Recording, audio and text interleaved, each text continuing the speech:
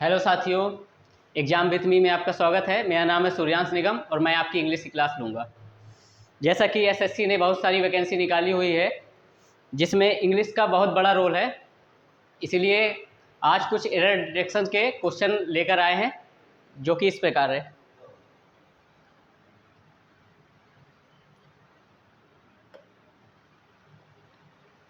इसमें आपको A B C D आपको बताना है किस पार्ट में यहाँ पर एरर है।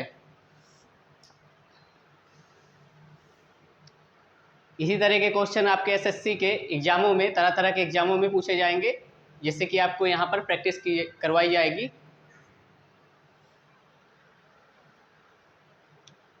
जैसा कि आप देख पा रहे हैं, यहाँ पर लिखा हुआ है if you have attended the function you would have enjoyed a lot. तो आपने पढ़ा होगा कि conditional sentence, first conditional, second conditional और थर्ड कंडीशनल। यहाँ पर एरर आया हुआ है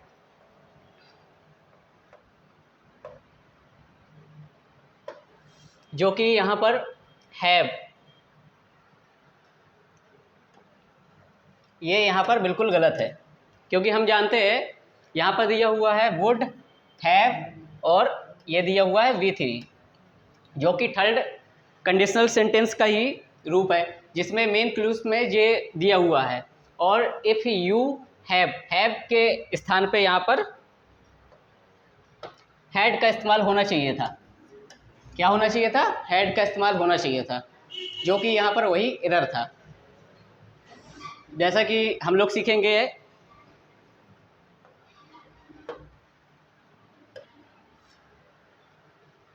यहाँ पर हेडिंग डाल लीजिए आप कंडीशनल सेंटेंस।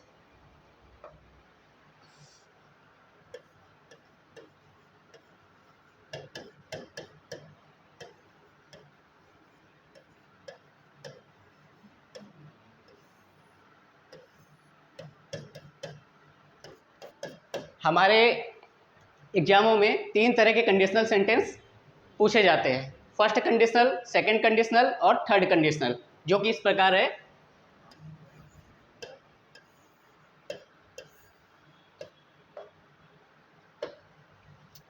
फर्स्ट कंडीशनल में हम लोग देखेंगे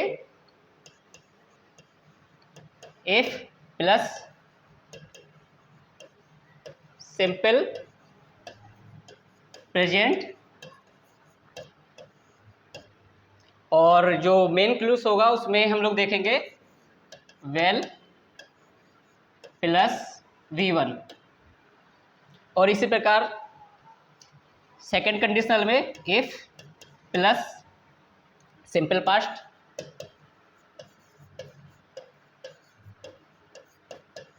मतलब V2, और मेन वाले में हम लोग देखेंगे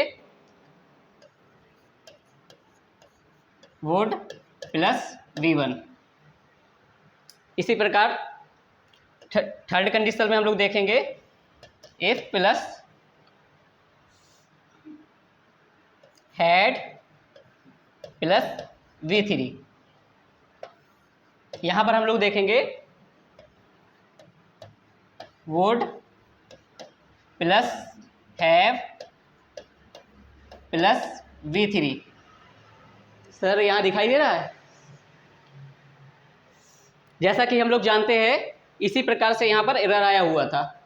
यहाँ पर हम लोग को दिया हुआ था would plus have plus V3, और इस वाले पार्ट में एरर करके दिया हुआ था हैड की जगह हैव दिया हुआ था। देखिए, मैं आपको दिखा दूँ, ये देखिए would plus have plus V3 enjoyed.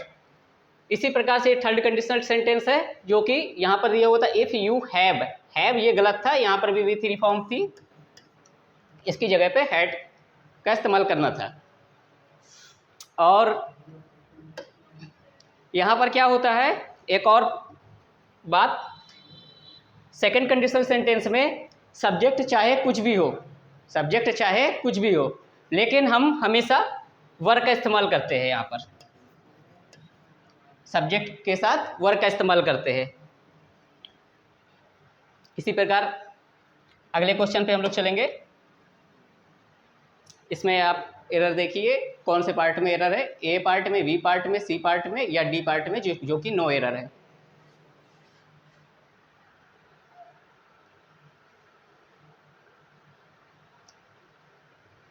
यहाँ पर आप देख पा रहे हैं, यहाँ पर लिखा हुआ है the proposal on women's reservation bill by election commission is more preferable to that governments.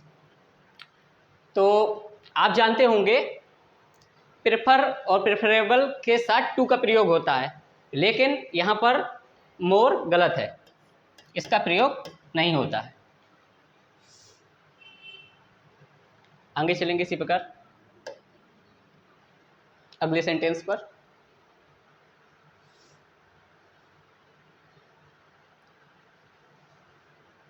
यहाँ पर दिया हुआ है the dean along with all his professor were received with due honor by the student।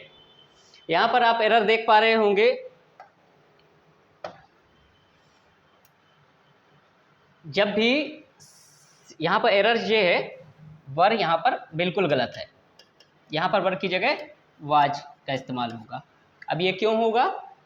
क्योंकि हमेशा along with से जब दो सब्जेक्ट आपस में जुड़ते हैं तो जो वर्ब आती है वो पहले सब्जेक्ट के अकॉर्डिंग आती है, ना कि सेकंड सब्जेक्ट के अकॉर्डिंग। इसी प्रकार यहाँ पर द डीन दिया हुआ है और ये along with से ये दो जुड़े हुए, इसके अकॉर्डिंग नहीं आएगी वर्ब, वर्ब आएगी द डीन के, तो वर्ब द डीन के हिसाब से आएगी, वाज का इस्तेमाल होगा यहाँ पर। यही इसमें एरर थी।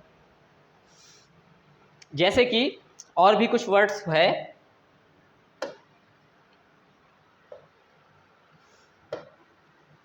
जैसे कि जब भी दो sentence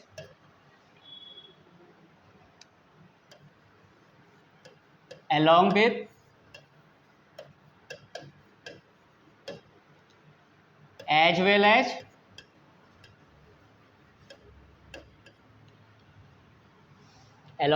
as well as like, unlike, besides,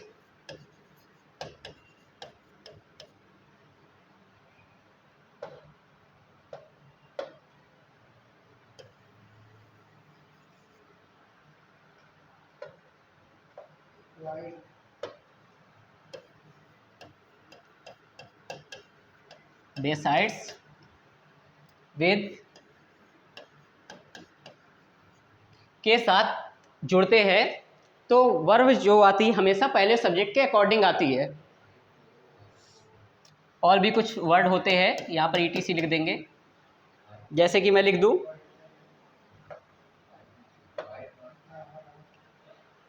जैसे कि मैं एक सेंटेंस लिख दूँ, my brother along with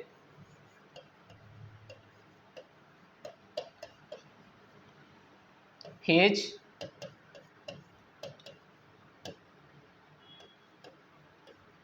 friends are going on a tour। तो आप बताइए इसमें कहाँ पर एरर दिया हुआ है?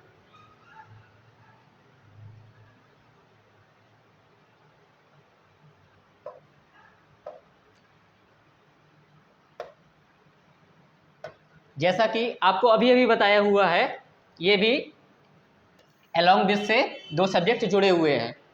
तो यहाँ पर आप देख पा रहे हैं पहला सब्जेक्ट माई ब्रदर है, तो वर्ब जो आएगी माई ब्रदर के अकॉर्डिंग आएगी, तो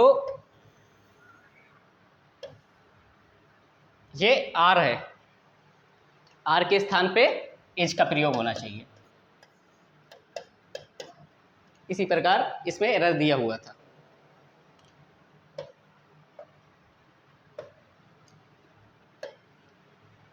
अगले सेंटेंस की तरफ हम लोग मूव करते हैं। देखिए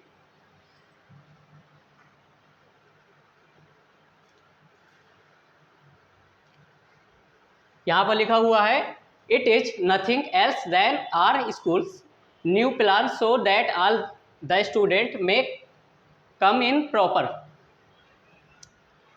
इस यहाँ पर आप हमेशा याद रखिएगा, एल्स के साथ कभी भी देन नहीं आता, इसके साथ हमेशा बट का प्रयोग होता है। किसका प्रयोग होता है? बट का प्रयोग होता है।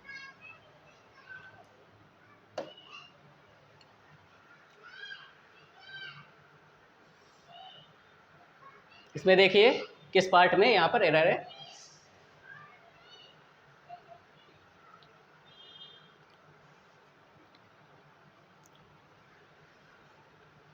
देखिए यहाँ पर Nukul who was junior in most of the students in this college has been reprimanded. तो यहाँ पर आप देख पा रहे होंगे जूनियर जो अपने साथ हमेशा टू लेकर चलता है। जूनियर, सुपीरियर एंड इन्फीरियर, ये सभी अपने साथ टू का लेते हैं, टू लेते हैं। इनके साथ ये इन और मोस्ट ये सब नहीं आते हैं, क्योंकि ये खुद ही कंपैरेटिव फॉर्म में रहते हैं। यही यहाँ पर एरर था। अगले सेंटेंस की तरफ देखेंगे हम लोग।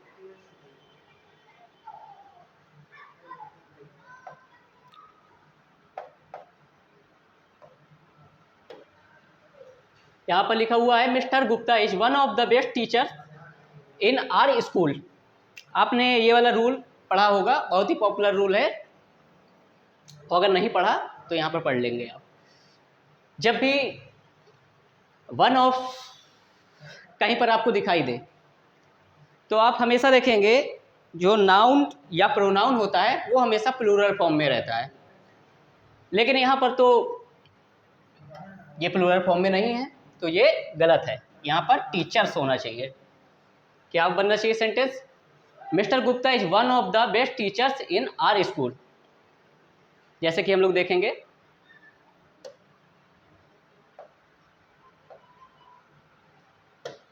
हमेशा याद रखिएगा वन ऑफ, आइदर ऑफ,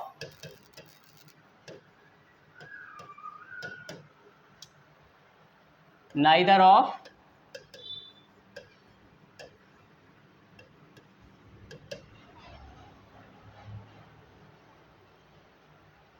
इनसे जब कभी सेंटेंस जोड़ेंगे हमेशा जो इनके बाद सब्जेक्ट आएगा वो हमेशा प्लूरल फॉर्म में होगा। कौन सी फॉर्म में होगा? प्लूरल फॉर्म में होगा सब्जेक्ट, और जो वर्ब आएगी वो हमेशा सिंगुलर आएगी।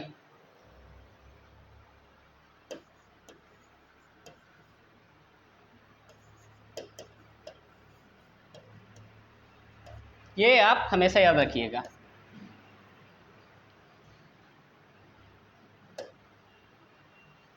अगले क्वेश्चन की ओर देखेंगे हम लोग।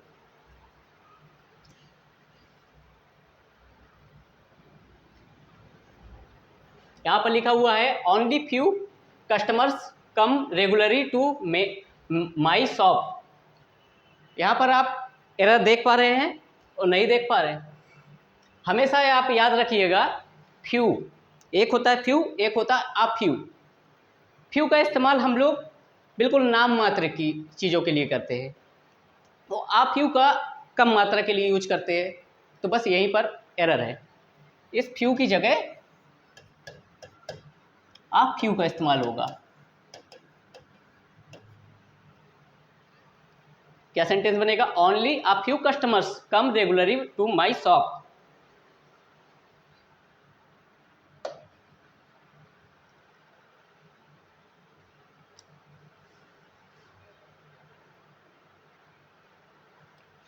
इसमें देखिए no sooner did he get up from bed when he was sent to the school. यहाँ पर आप एरर देख पा रहे होंगे। जब भी नो सूनर किसी सेंटेंस पे आता है जो कि इन्वर्जन लेता है, इन्वर्जन क्या है ये आपको जब प्रैक्टिस कराई जाएगी और कोई एरर निकल के आएगा उसी के माध्यम से आपको समझा दिया जाएगा। तो नो सूनर अपने साथ हमेशा देन लेता है, ना कि वेन, जो कि यहाँ पर दिया हुआ है, ये दिया हुआ है वेन, जो कि बिल्कुल गलत है। यहाँ पर नो सूनर के साथ देन का इस्तेमाल होता है, यहाँ पर हो जाएगा देन। और भी कुछ होते हैं वर्ड, देखिए आप,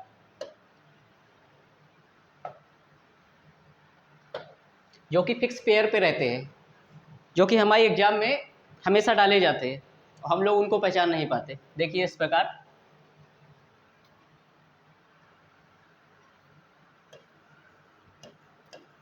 नो सूनर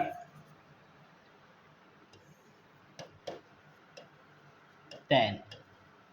इसी प्रकार हार्डली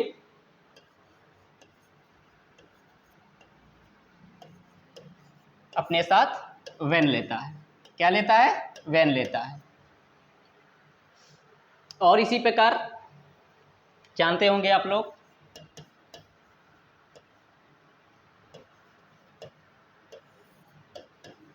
either और, इसी प्रकार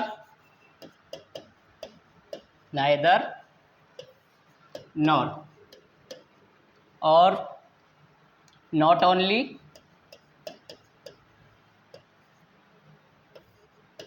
आप देखेंगे उसके बाद but also,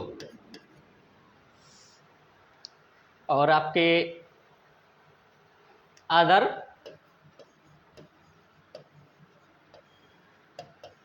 देन, ये सभी अपने पेयर पे चलते हैं, एक पेयर पे। अगर आपको नो सूनर कहीं दिखाई देगा तो उसके बाद देन दिखाई देगा, आपको हार्डली कहीं सेंटेंस पे लगा हुआ दिखाई देगा तो आगे आपको वेन दिखाई देगा, आपको आइदर कहीं दिखाई देगा तो आगे कहीं और दिखाई देगा। ये सेंटेंस में एक पेयर के रूप में रहते हैं, जो कि एरर करके सेंटेंस में हम लोगों को दे दिया जाता है। और आपके, चलिए आगे चलते हैं अगले सेंटेंस की ओर।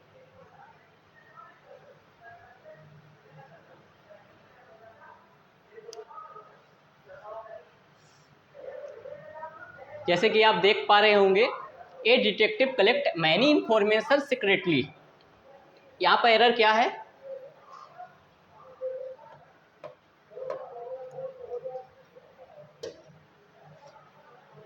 ये आपका एरर है। यहाँ पर किस प्रकार का एरर है, यहाँ पर ये एस नहीं होना चाहिए था, क्योंकि इंफॉर्मेशन ये एक अनकाउंटेबल नाउन है, और अनकाउंटेबल नाउन कभी प्लूरल नहीं होती। जैसा कि आपको बता दिया जाए,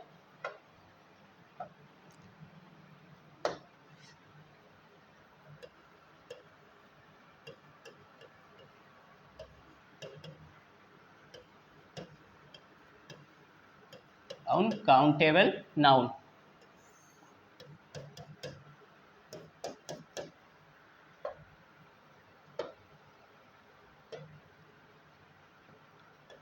हमेशा आप लोग देखेंगे अनकाउंटेबल नाउन,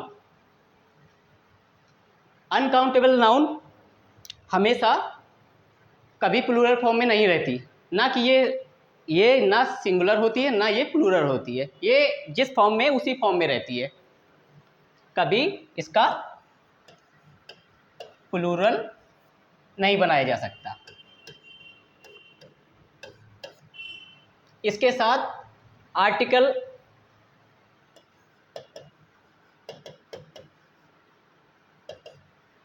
ए एन का प्रयोग भी नहीं हो सकता। इसके साथ प्लूरल वर्ब का भी इस्तेमाल नहीं हो सकता। तो क्या हो सकता है यहाँ पर,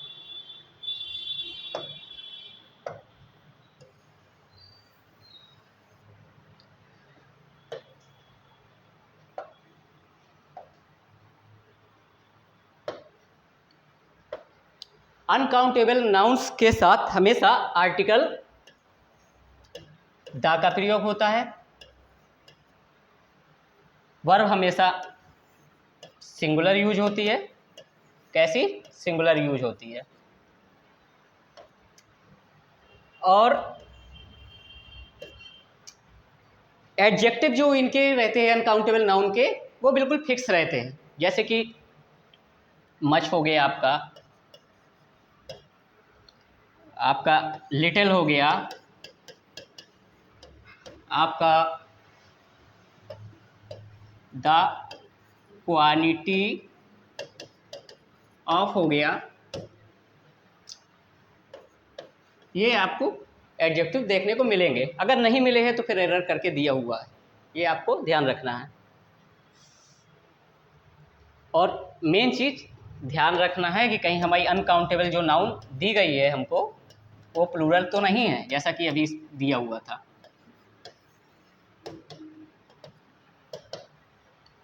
अब अनकाउंटेबल नाउन तो आपने देख लिया कि क्या रूल होते हैं इसके, किस तरह ये आती है, लेकिन आप पहचानेंगे कैसे कौन कौन सी होती है अनकाउंटेबल नाउन? आइए, अनकाउंटेबल नाउन हमेशा आप देखिएगा, जैसा कि अभी आपने देखा information,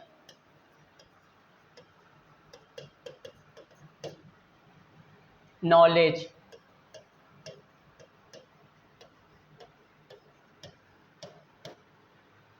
work, fall out,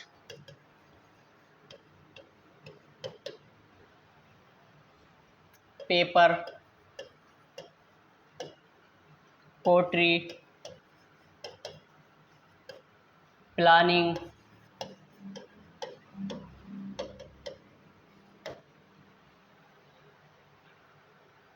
furniture,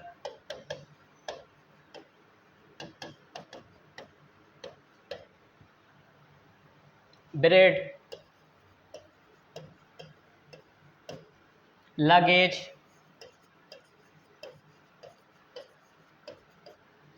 baggage,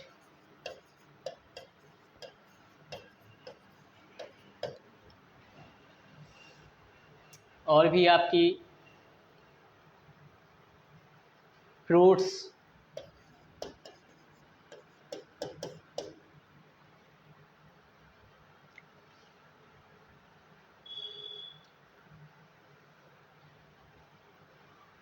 इसी प्रकार अनकाउंटेबल नाउन होती है।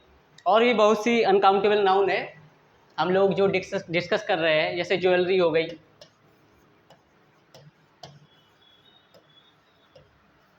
बहुत सारी अनकाउंटेबल नाउन है, लेकिन ये हमेशा यही पूछी जाती हैं ज़्यादातर। अनकाउंटेबल नाउन, जैसा कि नाम ही से स्पष्ट होता है, अनकाउंटेबल, जिसको हम लोग गिन नहीं सकते, उसको क्या बोलते हैं हम लोग? Uncountable noun. ये इस प्रकार है। अगले सेंटेंस की ओर आएंगे हम लोग। काफ़ी कुछ सीखा हम लोगों ने। सर, जैसा कि इस सेंटेंस में एरर आपको बताना है, is there some chance of Ravi visiting you at the hospital, या नो एरर। आप हमेशा एक चीज़ याद रखिएगा, जब भी कभी सेंटेंस में सेंटेंस कभी नेगेटिव हो या क्वेश्चन टैग हो, सेंटेंस कभी नेगेटिव हो या क्वेश्चन मार्क हो, तो उस केस में कभी सम का यूज नहीं होता, हमेशा किसका यूज होता है? बिल्कुल गलत है, यहाँ पर एनी का इस्तेमाल होता है।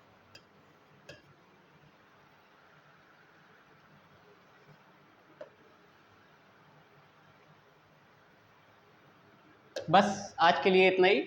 आज एरर के कुछ क्वेश्चन लेकर आया था मैं, और आपको, मैं उम्मीद करता हूँ आपको बहुत कुछ आज सीखने को मिला होगा। और इसी प्रकार हम लोग डिस्कस करेंगे, प्रैक्टिस सेशन पे ही काफ़ी चीज़ें सीखने को हमको मिलेंगी, जो कि आने वाले एग्जामों में बहुत उपयोगी साबित होंगी।